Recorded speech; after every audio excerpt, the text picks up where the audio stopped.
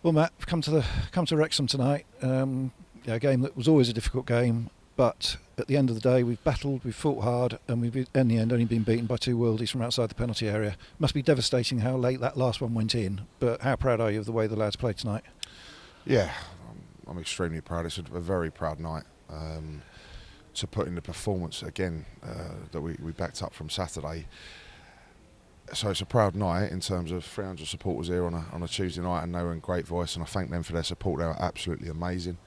And then you just look at the lads, the character, the heart, the desire, and the performance that they've gone and put in. And unfortunately, in football you don't get what you deserve sometimes, and tonight is certainly the case.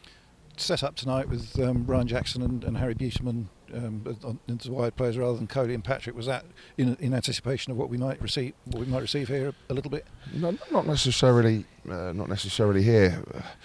Listen, I've done several interviews now with you, haven't I, this season, and I felt we've had too many uncharacteristic Matt Gray Sutton United performances, especially away from home. I felt we've been a little bit too open, a little bit too easy to play against, which is not what I want and not what I've been known for and not what I want to see again. So to come here, I just, off the back of, to be honest, a free Tuesday week last week without a Tuesday night game, obviously off the back of 9 games in 4 weeks, it was a big week for us last week to really get some good training sessions into them, and I think that reflected in the performance on Saturday.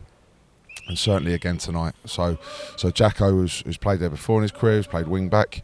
Harry Buterman, who's done that job out there, and I thought those two were outstanding with the shift that they put in for us in the midfield. So to a man, they were absolutely outstanding. But no, that's certainly thinking behind that. And the reaction to Wrexham scoring after a quarter of an hour. We've conceded quite a few around the quarter of an hour mark recently, and Paul Mullin, from the edge of the area, nobody's going to keep it out. But the reaction was brilliant. The rest of the first half and particularly start of the second half. Yep. So another thing is making sure we just keep sticking to the pages.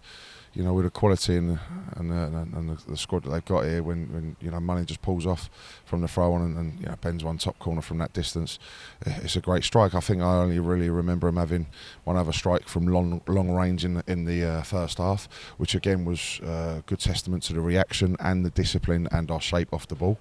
I was just a little bit disappointed with just a few moments where we got into the attacking areas and maybe could have hit better quality on the counter attack. So we tweaked a couple of things at half time, and then I wouldn't like to guess how long the period, but certainly up to our goal, and for a period after 10-15 minutes after, I felt we were well in control of the game and looked really solid, limited them to hardly anything. And then we looked a real threat at the top end as well, threat of set pieces, and just up to probably the 75th, 80th minute. But then you look at their subs they're bringing on, and Dolby is a really good young prospect, and with the likes of Fletcher and the career he's had, and Lee, their top goal scorer,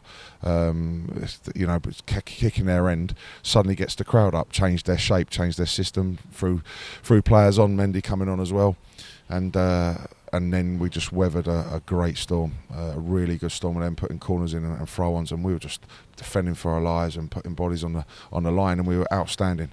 And then I feel a real key moment. I'd very rarely come on and criticise officials because I think overall he's okay, but a big moment in the game, 88th, 89th minute, we've won a blatant throw-on over the far side after a good spell of pressure that they had, and we defended. And it's our throw-in with everyone seeing it, and then it just takes the sting out of the game. We can get up the pitch, we can get our breather ready to go again for the injury time, and for it to go the other way and put us straight on the back foot was a really big moment in the game, I felt, which didn't go for us, and it was really hard to take. Is that the one Joe Kizzy allowed to run out? Clipped off of him over the far side from where we are. Yeah. But just going back to the equaliser, no way, it was a fully deserved equaliser at that stage. In 15 minutes, we looked the likelier winners, and I don't know whether you could pick it up on the bench, but I was right in the middle of Wrexham supporters, and we sort of got them quite worried, and they were very, very nervous as to what was going to happen in the last 20 minutes. Exactly, you're playing in front of this crowd here. You'd sense the tension and the anxiety with them, and that's when they brought their substitutions on and changed shape to try and change the game. So to come here, frustrate, and be dominant for a really good spell of the game.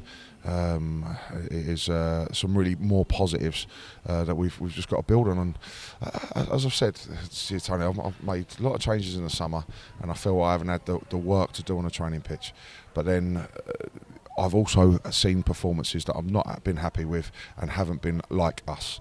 So we've come here today, and the work that we're putting in, so the work with the performances, with the attitude, the desire, the hunger to go and get a result, as long as we keep doing that. Unfortunately, I've been in football all my life, and like nights like this, when suddenly a goal might not go against you, it's hard to take. But when you reflect on everything over the course of the 90 minutes of where we're at, I really believe we're not far away from turning this corner. And I think you got the idea as well. The fans really appreciated the effort, reception at the end, and the players appreciating that as well. Nearly 300 on a Tuesday night. You've touched on it before, but it's a fantastic effort. Yeah, exactly. We come over to them on the left-hand side Tuesday night, full voice, full of support. They were absolutely outstanding. To a person standing up, clapping every single player coming off that pitch, and I'm going over and clapping myself, but just feeling absolutely gutted for them, for the players, for everything, for the commitment that we've all shown together. It hasn't gone for us tonight, and that's extremely hard to take. And now build on the rest of the week, and Bradford to see the visitors on Saturday. Just need a performance like the last couple, but without the sting in the tail. Exactly that, and it's going to be a late night for us now, heading back, so we've just got to look after them, physically over the next coming days, and get our preparation right to against another big club and another top side, to go and put in another performance, and then, like you say, get those points on the board and start turning that corner, because I'm really sensing that we're not far away now with the work that we're putting into them and the belief in the unity within the club. And just mentioning the team line-up tonight, no Sam Hart, but he suffered a bad hand injury, I believe, on Saturday. Yeah, he's had an operation this morning. Unfortunately, he's broken his wrist. So he's out for quite a few weeks. Yeah. Yeah. Okay. We wish him well. Wish everybody a safe trip back to Sutton tonight, and we'll look forward to catching up with you again on Saturday for the Bradford game. Right. Cheers. Thanks, Dan. Thanks, mate.